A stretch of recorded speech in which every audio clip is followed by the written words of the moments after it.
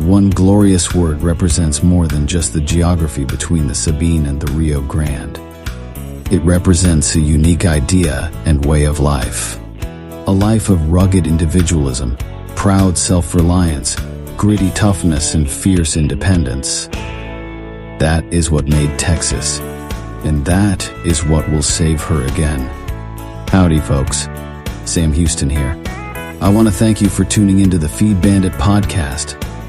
Feed Bandit is the Texas first outdoors brand built by rabid Texans, for rabid Texans, and all those who aim to be one someday. We unapologetically promote the ideals that shape our Texas pride and Texas first patriotism through our love of hunting, the outdoors, and the gear and apparel we create. Texas, above all else, preserve the tradition, protect the legacy. Check us out at feedbandit.com. And to repeat that great rallying cry from a former colleague of mine, liberty or death. Now, enough of my talking. Here are a couple of bandits that love Texas as much as I do. Enjoy.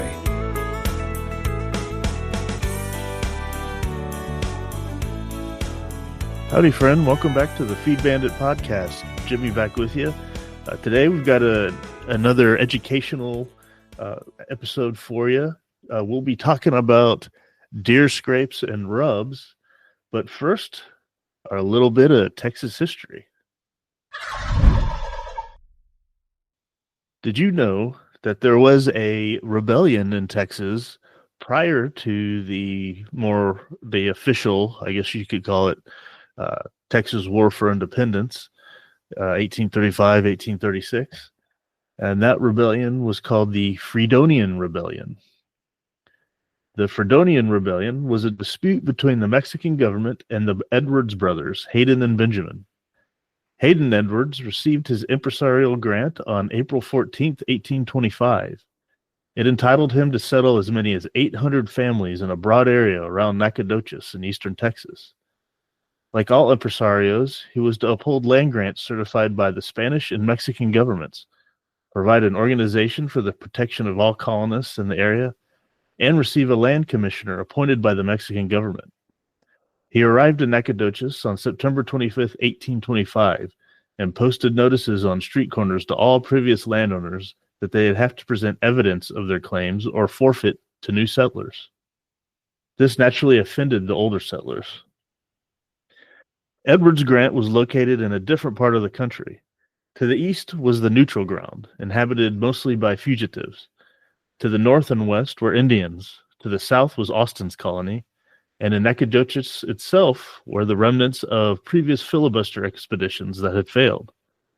The number of grants actually in question was probably very low. According to General Land Office records, 32 had been made before 1825. Furthermore, in only one case was someone's land actually sold to someone else. But Edwards' behavior was threatening and served to polarize the old inhabitants against the new. An election for alcalde in December provided the occasion for the factions to express their opposition.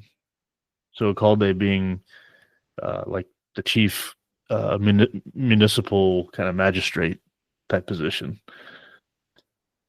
Samuel Norris was the candidate for the old settlers, and Chichester Chaplin, Edwards' son-in-law, was supported by the new. After the voting, Edwards certified Chaplin's election to political chief Jose Antonio Salcedo in San Antonio. Norris's supporter challenged his claim and charged that the voters in Chaplin's support had come from unqualified voters. Salcedo reversed the election in March 1826 and ordered archives and duties to be surrendered to Norris. The controversy did not settle down, and by the time the news reached Saltillo and federal authorities in Mexico, Edwards appeared to be unwilling to abide by their terms. So in mid-year 1826, the grant was declared forfeit. Edwards was outraged, and he found support in the settlers he had brought. On November 22nd, 1826, Martin Palmer, John S. Roberts, and Burrell J. Thompson led a group of 36 men from the Aish Bayou to Nacogdoches, where they seized Norris, Hayden Edwards, Jose Antonio Sepulveda, and others and tried them for oppression and corruption in office. Hayden was released, and in fact his inclusion in the group may have been to cover up his participation in the attack. The others were tried, convicted, and told they deserved to die, but would be released if they relinquished their offices. Parmer turned the enforcement of the verdict over to Joseph Durst and proclaimed him alcalde. As soon as Mexican authorities heard of the incident, Lieutenant Colonel Mateo Ahumada, principal military commander in Texas, was ordered to the area. He left San Antonio on December 11th with 20 dragoons and 110 infantrymen. It was clear to Hayden Edwards that his only chance to make good the time and estimated $50,000 he had already expended on his colony was to separate from Mexico. He and Parmer began preparations to meet the Mexican force in the name of an independent republic they called Fredonia. Since they planned to include the Cherokees in their move for independence, the flag they had designed had two parallel bars, red and white, symbolizing Indian and white.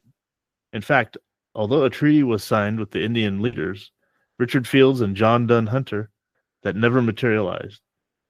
The flag was inscribed, Independence, Liberty, Justice. The rebels signed it and flew it over the old stone fort. Their Declaration of Independence was signed on December 21st, 1826. Hayden Edwards designated his brother Benjamin commander-in-chief and appealed to the United States for help. Ahumada enlisted Stephen F. Austin, who sided with the government, and Peter Ellis Bean, the Mexican Indian agent, headed for Nacogdoches. When the Mexican officers and militia and members of Austin's colony reached Nacogdoches on January 31st, 1827, the revolutionists fled and crossed the Sabrine River. The Indians killed Hunter and Fields for involving them in the venture. So it goes to show, Stephen F. Austin even participated in putting down this rebellion. He had a vested interest to keep things kosher with the Mexican government, and he was seeing to it. And he fought to the end, and for about 9 years later, he did join the Texas Rebellion. However, he was trying his darndest to make it work, make Texas work as part of Mexico. But I had not heard of the Fredonian Rebellion, and if you hadn't either, there you go. The first failed rebellion of Texas. All right, let's get in and figure out the real dirt on scrapes and rubs. Now, that is the chapter 8 of the book Whitetail Strategies that we've been going through in this series here at Feed Bandit. I hope you've enjoyed the series so far. I've been learning a lot. Hope you've been learning a lot as well. I see scrapes and rubs out there and whatnot, and kind of have a general idea about them, what they're for, why deer do that. But let's read through this and find out what they have to say about them. Again, this is chapter 8, the real dirt on scrapes and rubs. Without a doubt, more bucks, especially big bucks, have been shot by hunters watching over scrape sites than any other hunting strategy used. However, since I've been hunting deer, I can say that the subject of scrape hunting has generated more controversy, disappointment, apprehension, and misinformation among buck hunters than any other of the hunting methods combined. Right up front, the information I'm sharing with you about scrape hunting is functional, common sense-based information I have learned the hard way through trial and error. Over the years, I've been just as confused about scrapes as you. By making a lot of mistakes while hunting over scrapes and having more than my fair share of success, I have formulated certain ideas and theories about this subject. I can state unequivocally that scrape hunting is more successful when you apply a healthy dose of common sense to this tactic. Let me also say, I have learned the success you encounter when hunting over scrapes is positively related to the balance of the deer herd in the area you hunt, the buck-to-doe ratio. In areas where there is a one-sided ratio of bucks to doe, the purpose of the scrape is no longer as consequential to the buck. Bucks living within any given area where the doe population is greater than the buck population may simply, out of instinct, paw out several scrape sites and briefly attend them. But when most of the does begin to enter their primary estrus cycle, These bucks no longer have an interest or the time to make new scrapes or tend established ones. There are simply too many estrus does roaming the woods, willing to give the buck all the amorous attention he's seeking. Therefore, he has no need to hang out at one of his scrape locations, waiting to meet a doe and accomplish his lifelong goal, to mate with as many does as possible. Well, that sounds familiar.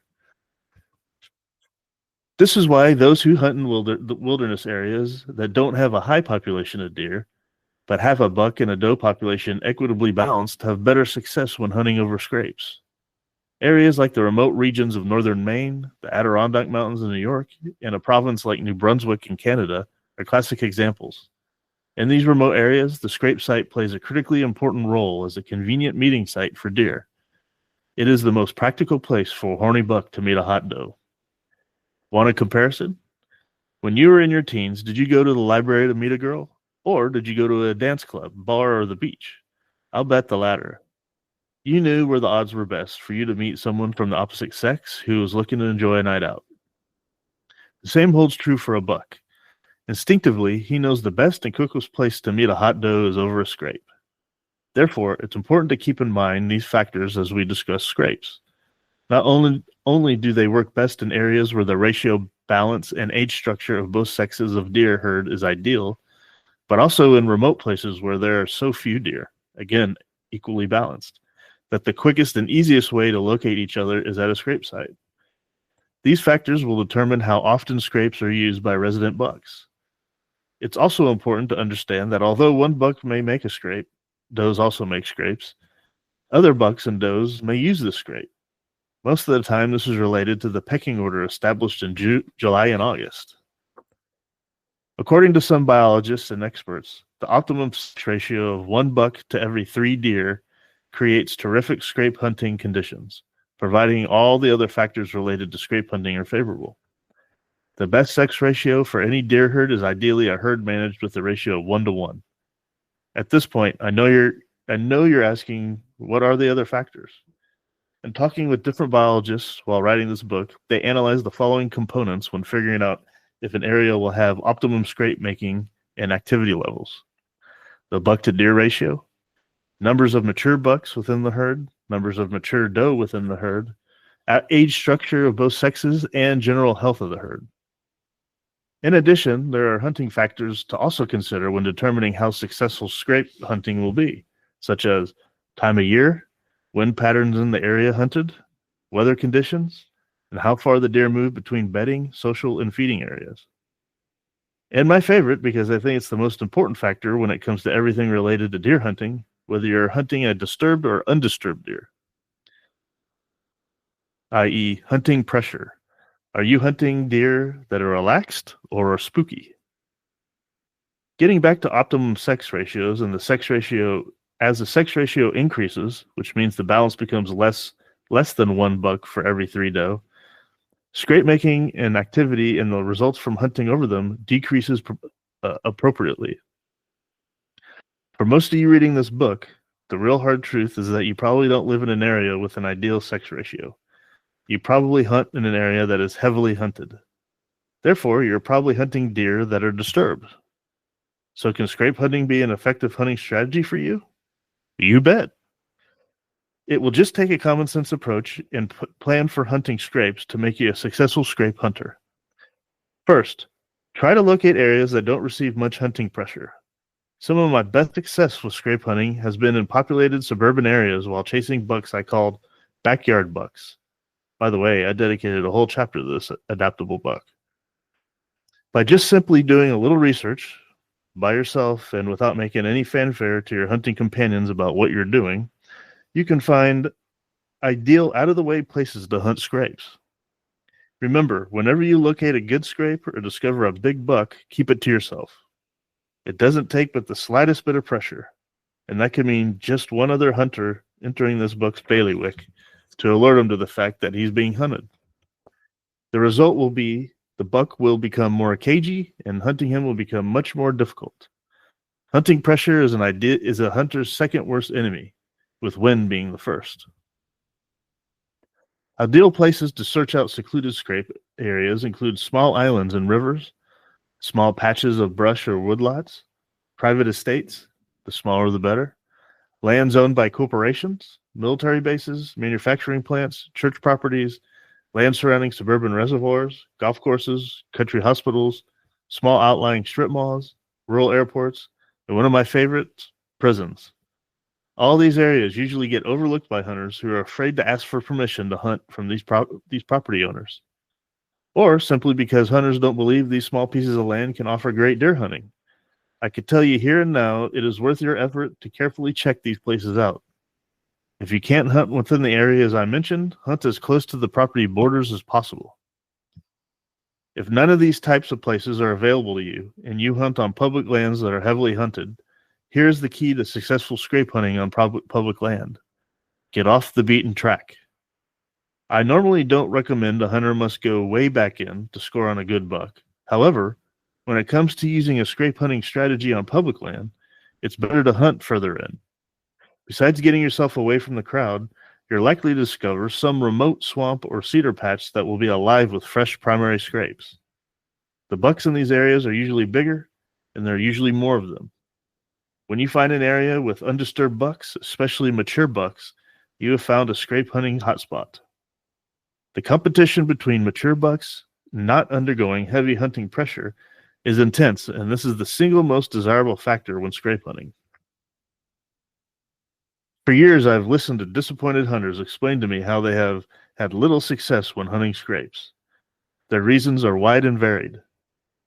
The primary scrape I was watching was abandoned by the buck, or the buck is only checking the scrape nocturnally, or I don't know how to tell the difference between a primary scrape and any other scrape.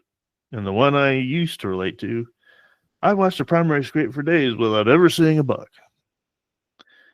Not only have I heard them all, but I've lived them all as well. That is until 15 years ago when I decided to figure out how to successfully identify and hunt active scrapes. Scrape hunting isn't easy despite what anyone, including the experts, might tell you. If scrape hunting was so foolproof, hunters wouldn't need any other tactic and all of us would be killing big bucks every year. Some hunters and most experts say it's important to classify scrapes. Hunters must know whether the scrape they are hunting over is a primary or secondary scrape, and so on. To this, I simply reply, bull dinky. Not necessary. In fact, it can lead to more confusion about the subject. Through experience, I've learned that in some areas, there might not even be a single primary scrape to be found. Instead of wasting a lot of time looking for primary or secondary scrapes, remember, just find a fairly large scrape, 3 foot by 3 foot or larger, and you'll find as good a scrape to hunt over as any other. The scrape you're hunting should be moist or at least damp, fresh and dark looking, pawed cleanly to the bare earth, almost free of debris like no branches, leaves, etc., and has an overhanging branch, especially if bitten in two. If the additional following conditions exist, the scrape is even better than the one described above. It's surrounded by rubs, has a strong musky or urine odor, has visible droplets of blood from the estrus doe, most visible in scrapes made in the snow, tracks in and around the scrape, the bigger the better, lots of droppings, look for clump dung from the bucks. If you find a scrape showing most or all of the above, worrying about whether it's a primary or secondary scrape is ridiculous. Stop and please read that sentence again. Okay, I'll read it again. If you find a scrape showing most or all of the above, worrying about whether it's a primary or secondary scrape is ridiculous. Instead, stop worrying about trying to find primary or secondary scrapes. Look for a scrape like I described above. Then go downwind and set up. Just hunt the darn thing confidently. With that said, for the sake of providing you with the information to be a more informed deer hunter, here's how you can simply and quickly identify primary and secondary scrapes. Primary scrapes are usually 4 foot by 4 foot and are often larger. They're usually churned up, muddy from buck urine, and are free of debris. They will always be accompanied by an overhanging branch. This branch, most often than not, will show signs of having been chewed and frayed by the buck as he deposits scents from his mouth, eyes, and forehead, while he refreshes his scrapes by urinating down his legs, over his tarsals, and into the scrape. Can you imagine we men did that, human men did that. Most times, the buck leaves a hoof print somewhere near the center of the scrape. Primary scrapes are made in all areas off the beaten trail. They are still placed where the buck has learned he will receive the most attention by passing does. A buck does not make many primary scrapes. Secondary scrapes are made with much more frequency than primary scrapes and receive much less attention by a buck. They're usually much smaller, 3 by 3, 3 foot by 3 foot or less, and are not given the meticulous construction attention a buck plays to creating his primary scrape. Secondary scrapes are often erratic in shape and contain a small amount of debris, leaves, twigs, etc. They are generally made close together and often form a line of direction. This collection of scrapes is often called a scrape line. And although they attract both bucks and does, they are not as productive as primary scrapes. Remember that scrapes can be abandoned by bucks for a variety of reasons. In the pre-rut, as you read in the rut chapter, or as you listened to in the rut podcast, scrapes are abandoned almost as soon as they are made because the bucks are too busy chasing mature doe who come into a brief estrus cycle. During the primary rut, scrapes are abandoned for many reasons. Most often, however, it is when many does in a herd, i.e. in a herd with an unbalanced sex ratio, all come into estrus simultaneously. Remember what I said above. In this situation, a buck doesn't need scrapes. Some hunters sit over abandoned scrapes, not realizing another hunter may have already killed the buck that made the scrape. Or, estrus doe activity levels may be altered and the buck moved to another area with a higher concentration of estrus does. One of the most common reasons for abandonment, at least daytime abandonment, is hunting pressure, and so on. Bucks use these single scrapes as meeting places for does. They create scrape lines to lure does in. These scrapes are often left in areas where does frequent, such as fence lines, edges of fields, and brush lines. A scrape line is designed to encourage does to follow these smaller scrapes. Resembling the trail of bread left by Gretel in the fairy tale Hansel and Gretel, this scrape line is used not as a rescue effort, but rather to lead the hot doe to a secure place where the horny buck is waiting. Many hunters ask me how long should they hunt over an active scrape before giving up. This is probably one of the most difficult questions to answer. A realistic answer depends on a myriad of factors. To be quite candid, I've had to see the hunting area, figure out the pressure from other hunters, and look at the actual scrape to give an educated answer. However, generally, if the area you're hunting has a buck-to-doe ratio of about 1 buck to every 4 does, you'll see enough buck activity at active scrape sites that should last right through the peak of the primary rut. If the ratio is higher than 1 to 6, when the peak begins to fall off, I recommend abandoning the scrape and instead concentrating your efforts on locating does. As many of you often heard me say, I'm not a buck hunter, I'm a doe hunter. What I mean by that is I always concentrate my efforts during the frenzy and rut phases on locating does. If you locate the does during this time of year, you'll locate the bucks. I only abandon this theory in the early part of October during the archery season when hunting the more secluded areas I think the bucks are using this time of year. I've found most scrapes left by bucks are left in areas most frequented by does in late October. Look for scrapes where you find heavy doe activity during that time of the year. When you find a scrape opened up in November, you can rest assured it will be more active than any other October scrapes described above. Now let's get down to it. Now that you understand scrapes, how can you hunt them successfully? There are several methods to increase your scrape hunting success. Some require some imagination and others require standard hunting tactics. Both work. I've had much more success by getting creative. I cover these in the chapter called Unorthodox Tactics. I'll touch briefly on them here. First, let's look at the more traditional strategies you can use. The overall goal in hunting over scrapes should be to attract the buck to you, rather than waiting for the buck to come in to check the scrape on his own. Many of my hunting strategies are directed to this end. I believe big bucks are like spiders in a web. They can hang out all day without ever moving, unless they are instinctively motivated to do otherwise. By using these motivating tactics, you can eliminate having to wait on a buck who may or may not make his way past your stand. By using these active strategies, you are no longer a passive hunter. You are a hunter who has now taken much more control of his deer hunting destiny and success. The most common error made when hunting over scrapes occurs when hunters investigate the scrape too closely. Don't walk right up to it. Walk around it, poke at it, or handle the overhead branch. So don't walk right up to it, walk around it, poke at it, or handle the overhead branch. Obviously, all you accomplish is forewarning the buck via his most effective sense, his nose, that trouble has arrived. If the buck isn't immediately alerted to your presence after such a close investigation, he's certain to pick it up when he checks it out after you left. If the human odor left behind is too strong when he arrives at the scrape, the buck may even abandon the scrape for a few days.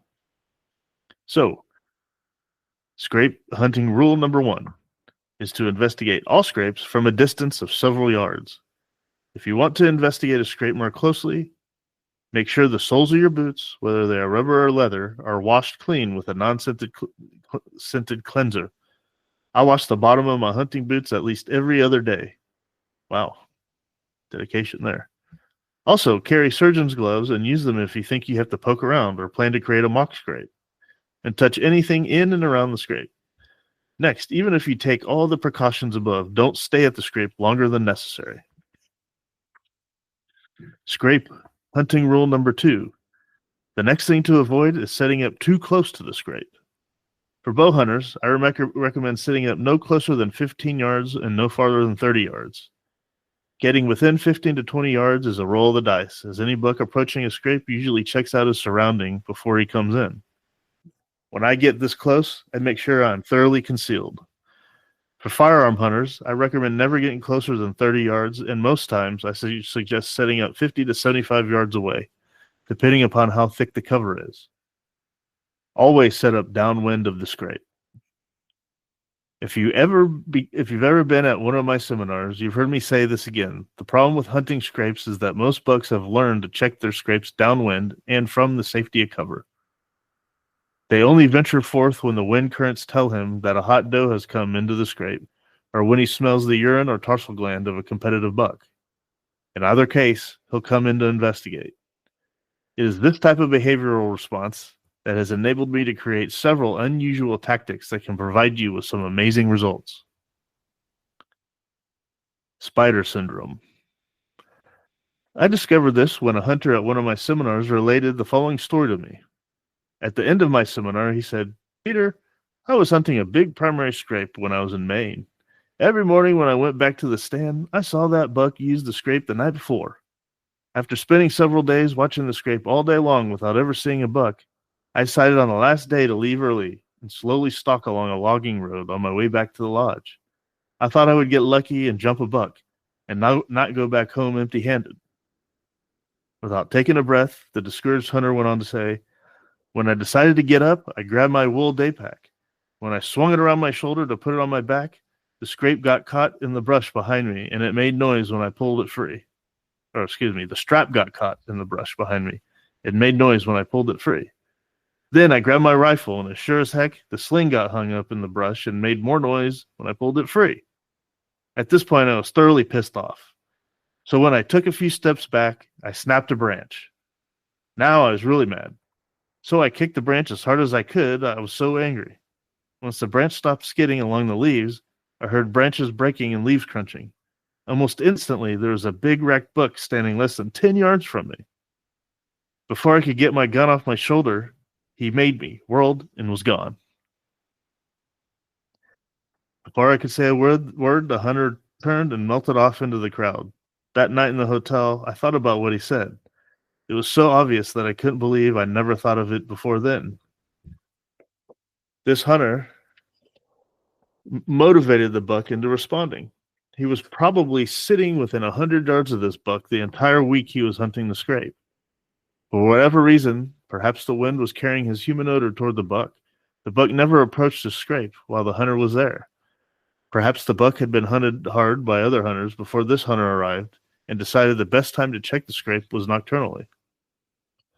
In any event, the buck acted like a spider in a web. If you look at a spider, she'll stay in the same spot all day long until something shakes the web. It could be an insect or an eraser from a pencil. Whether it's a food source or a foreign object, the spider is motivated by the vibrations to run down the web to investigate. This is exactly what happened with this hunter. The sounds he made unintentionally imitated the natural sounds of another buck or doe might have made as it approached a scrape. Both bucks and does can be very possessive about a scrape, even if they didn't make it themselves. These natural sounds sparked the buck's interest enough to have him abandon his caution and run in and check out whether a hot doe had moved in, or to see if it was a competitive buck scent marking his scrape. Had the hunter been ready, his hunt would have ended successfully. Noise is not nearly as bad as we have been led to believe, especially if the noise you make is made with a healthy dose of good old common sense. Proof that some foreign noises attract deer is brought home each year by hunters I talk to.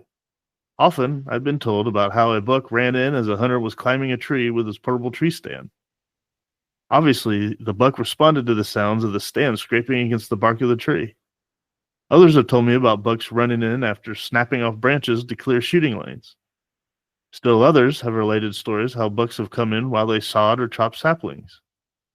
Many times, as I am raking a trail free of leaves and debris to my stand, I've had bucks and does trot in to investigate the noise. All these types of natural noises can trigger an instinctive reaction by bucks to investigate what they may perceive to be competitive buck or hot doe. Other than seeing a big buck frequently in your hunting area, the first big scrapes will confirm that a mature buck is present. Big mature bucks start making non-active scrapes as early as September. These scrapes are made, I believe, through instinct rather than being initiated by any onset of the rut. I firmly believe immature bucks don't start scraping until mid to late October.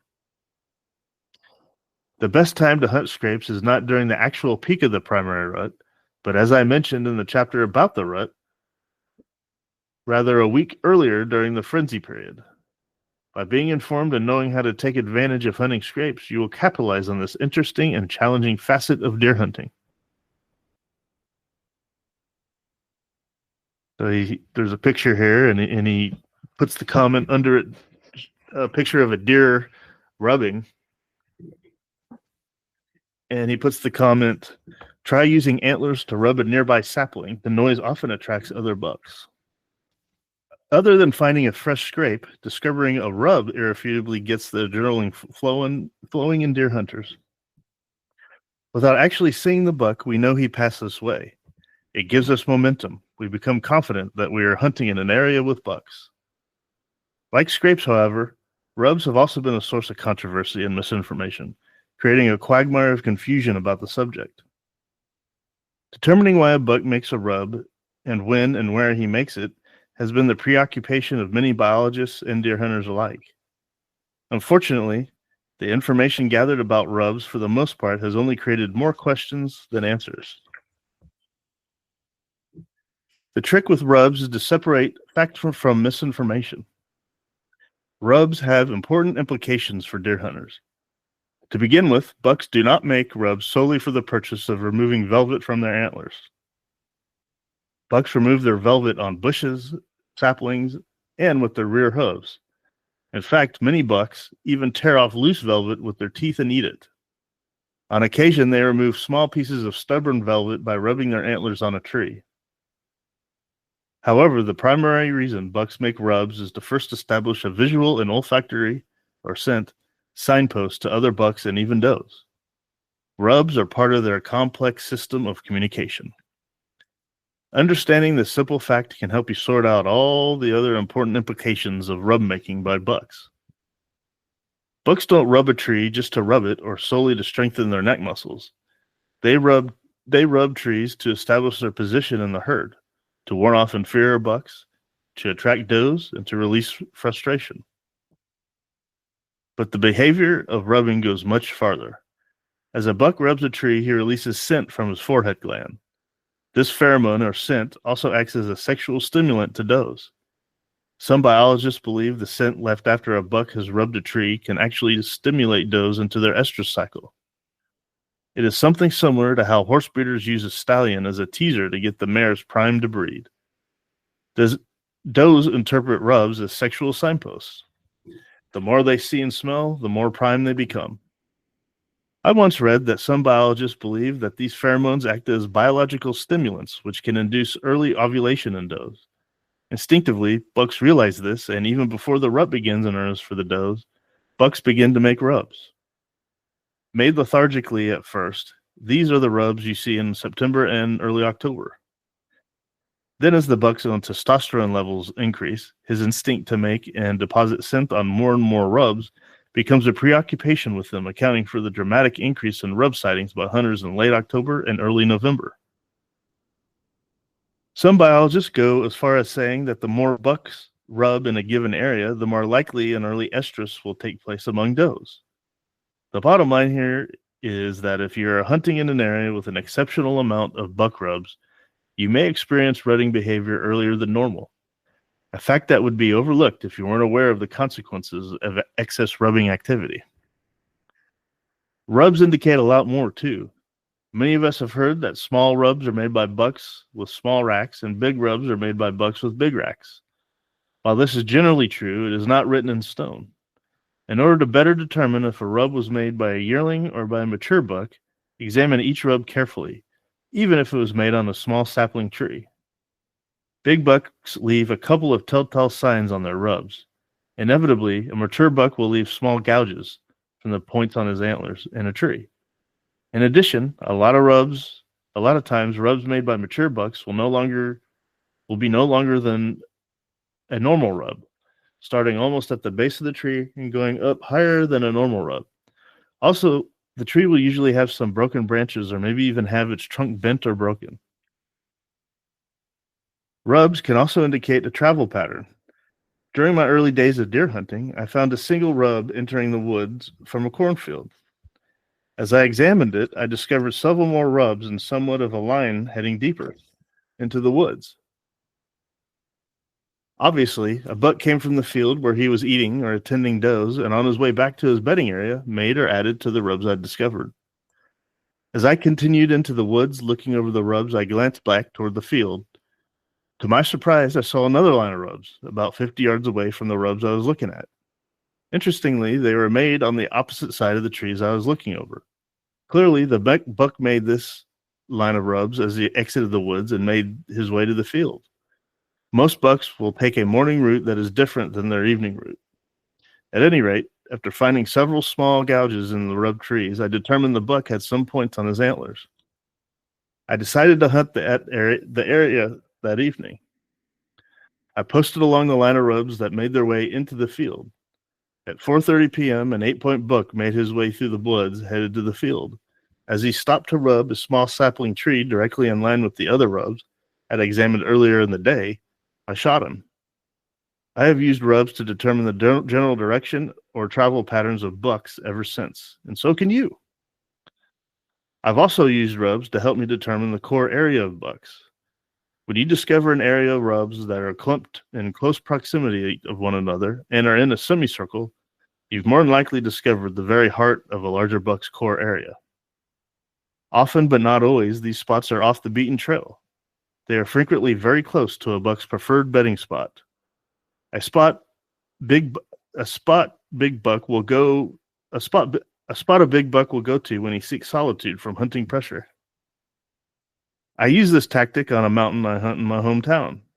Early in the season, I search out a spot that has the kind of rubs I described above. From that point on, I leave the area alone until hunting pressure sends the bigger bucks sulking for cover. When the pressure is on, I hunt the area. Over the years, I have taken several trophy-sized bucks using this tactic. The most recent being a 12-point buck that I shot after posting in a spot with an excess of rubs in a semicircle. The buck scored 149 7/8 Boone and Crockett points. Bucks this size often revert to using these types of areas after the firearm season gets underway. I also like to look for rubs that are concentrated next to beds, droppings, and in and along thick cover. When I find rubs with this type of additional sign and terrain, I have found a hotspot. If, however, after a diligent search, I have not discovered a normal amount of rubs in my area, it's time for me to think about hunting elsewhere. A lack of rubs in a given area could be a good clue to a low buck population. A lack of substantial size rubs could indicate a lack of mature bucks. In either event, I look for another spot to hunt. The only exception to this rule, according to some biologists, is that there will be less bucks rubbing activity when the acorn crop is low. I've never been able to prove or disprove that theory. Another interesting point about rubs takes place during the frenzy period of the rut. That's when bucks rubs take on a completely different look. They begin to make much larger rubs during this time. These frenzy period rut rubs can be seen for quite a distance by other deer. The bucks even change the types of trees they rub on during this period using sumac, cedars, pines, and other aromatic type trees. The more mature bucks will make lots of rubs now, and hunters will begin seeing a lot more scarred trees in their hunting area. Finally, I strongly believe that aggressive mature bucks within a herd will make different types of rubs than the lesser or subordinate bucks do. These rubs tend to be very large and are made on big cedar trees. These individual trees are often revisited by the same buck year after year. These types of rubs also attract other large bucks. However, they are not left all over the woods. They are few in number in heavily hunted areas, but they are there. In fact, I have noticed this behavior more in areas that are specifically managed for trophy bucks. I once found such a rub a few years back. It was on a cedar tree that measured 10 inches around. In fact, I've never found one on any other type of tree other than a cedar. I think that's because cedar trees are the only trees that can withstand the onslaught of this type of rub. After a long 3-day vigil of hunting the area, I shot a 12-point buck as he was walking towards the exact tree. Until this day, I'm not sure if he was the buck who made the original rub, or if he was just another dominant type buck who was coming in to check the large rub out and refresh it with his own scent. The simple fact is, big rubs attract big bucks. A few big bucks may even use the same tree to rub. I mentioned this behavior in the chapter on decoys. That's also why I strongly recommend that hunters make big false rubs to attract big bucks. These visual signposts are hardly ever ignored by big bucks. They instinctively have to check the rub out. They want to identify through scent deposited on the tree by the last buck if that buck was more dominant or aggressive than them or not. Rubs are too often ignored for nothing more than an indication of a buck being in the area. They shouldn't be. Look them over carefully to determine what they mean. They can and will provide you with several important clues. When you become proficient at reading rubs, you'll be able to identify the size of the buck that made the rub, the direction he was traveling, whether or not it was his core area, and even the time of day it was made, that is to say, in the morning or afternoon route. Keeping in mind everything I've said above, here's a hunting strategy that I named several years ago, which I named Shake and Break. Simply put, bucks sometimes react to sounds that they think are being made by other bucks. A buck that hears branches being snapped, leaves shuffling, or the grating sound of a tree trunk being rubbed can be fooled or, more precisely, instinctively motivated into believing these noises are being made by a competitive buck or bucks. Many times, especially during what I call the big chase, which is the 48 to 72 hour period when bucks are frantically chasing after estrus does, bucks respond to these fraudulent natural sounds by throwing caution to the wind and enthusiastically running in to check out what they believe to be a racket being made by another buck. Bucks have even responded when I took small saplings and brush and shook them violently for several minutes. Other times, bucks have reacted to the sounds when I took a single antler and rubbed it up and down a small tree. I intentionally look for trees with loose bark and rub high enough so that the bark can fall to the leaves below. The added noise of the bark landing on the leaves acts as an additional motivational stimulus. As you will discover when using this tactic, however, you must be ready to shoot quickly. Most bucks that respond to these noises often race in, look around briefly, and then leave in as big a hurry as when they arrived. Be creative when deer hunting. Don't be afraid to make noises that imitate natural sounds made by rutting bucks. And that is all about scrapes and rubs. I never knew that you could read that much and that deeply into a scrape or a rub. So I guess I fell neatly into the type of hunter he described when he started the chapter. The kind that would look at a scrape or a rub and say, "Ah, there's some bucks here." So now I'll definitely be keeping my eyes open for these signs when we're out in the field, and try to interpret them. Learn the new whitetail language, so to speak. So very informative there about scrapes and rubs. Really hope you learned something as well. Maybe there's some tactics or strategies that you'll take back to your hunting area. Maybe there's some scrapes and rubs that you remember seeing this year or in years past that fell in line with what he was describing there. So maybe the rest of the year or next year, you'll be able to utilize those scrape and rub sightings to your benefit. I hope so. If you do, let us know. Let us know how it goes.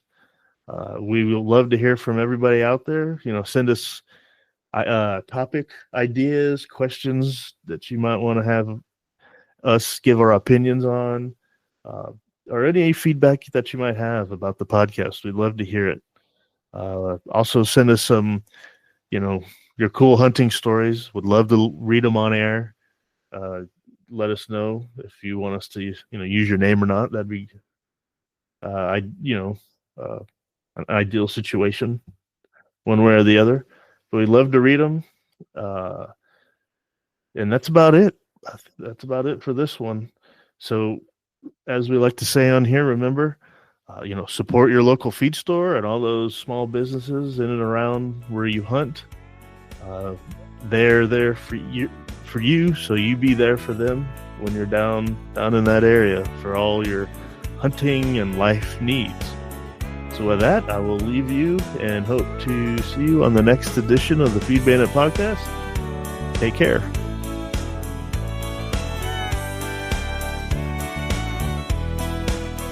Well, I hope the bandits gave you an interesting episode that either entertained or educated you. Or better yet, both. Hell, I told them this podcasting thing looks harder to do than defeating Santa Anna. So if you would, please help them out by sharing it with all your like-minded friends to help the bandits get the word out. And don't forget to check us out at feedbandit.com and grab some gear and apparel to support the cause of Texas. Remember, Texas, above all else, preserve the tradition, protect the legacy. Finally, as I said some time ago on the eve of the great battle, and I vigorously repeat here again, be men. Be free men, that your children may bless their father's name. Well, fellow bandit, until next time.